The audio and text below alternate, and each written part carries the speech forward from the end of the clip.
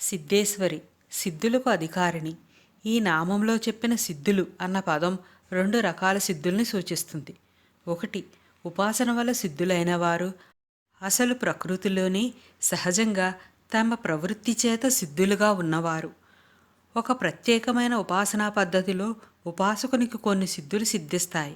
అమరికోశంలో వీటిని గురించి చెప్పబడింది. ఇవి అష్టసిద్ధులు, అనగా 8 రకాల సిద్ధులు. శ్రీచక్రంలో అన్నింటికన్నా బాహ్యంగా ఉండే భూపురం వద్ద ఇవి ఉంటాయి. ఇట్టి సిద్ధులకు అమ్మవారు అధికారిణి లేక ఈశ్వరి. అవి అణిమా సిద్ధి, తన మామూలు రూపము కన్నా చాలా చిన్నగా చివరకు అణువంత కూడా అవ్వగలిగే శక్తి. మహిమా సిద్ధి, తన మామూలు రూపం కన్నా చాలా పెద్దగా అవ్వగల సిద్ధి. గరిమా సిద్ధి, తన మామూలు బరువు కన్నా ఎక్కువ బరువుగా అవ్వగల సిద్ధి. లగిమా సిద్ధి, తన మామూలు బరువు కన్నా తక్కువ బరువుగా అవ్వగల సిద్ధి. ప్రాప్తి సిద్ధి, దూరంగా ఉన్న విషయాలను గ్రహించగలగడం. ప్రాకామ్య సిద్ధి, తాను కోరుకున్న వాటిని రప్పించగలగడం.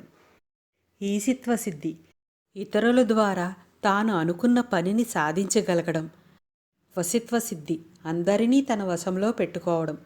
పైన చెప్పిన అష్టసిద్ధులు ఉపాసన ద్వారా పొందగలిగేవి. ఉపాసన ద్వారా సిద్ధులు అయినవారు కాకుండా తన ప్రవృత్తి చేతన సిద్ధులుగా ఉన్నవారు కూడా ఉంటారు. గర్భంలో పడినప్పటి నుంచి జీవునిలో పనిచేసే కొన్ని జీవ శరీర నిర్మాణాత్మక శక్తులను సిద్ధులు అంటారు. మొదటిది, మనలో సృజనాత్మక శక్తికి సంబంధించిన ఒక ప్రజ్ఞను విశ్వకర్మ అనే పేరుతో సంకేతిస్తారు. అంటే మనిషి కడుపున మనిషి పుట్టడం, కుక్క కడుపున కుక్క పుట్టడానికి ఈ ప్రజ్ఞే కారణమవుతుంది. 2, మనలో అవయవ నిర్మాణం ఎలా ఉండాలి అనే సంఖ్యకు సంబంధించిన, అంటే ఎన్ని చేతులుండాలి, ఎన్ని కాళ్ళుండాలి అనే ప్రజ్ఞను కపిలుడు అనే పేరుతో సంకేతిస్తారు. జీవునికి ఈ జ్ఞానం 3వ నెల పిండస్థితిలోనే ఉంటుంది.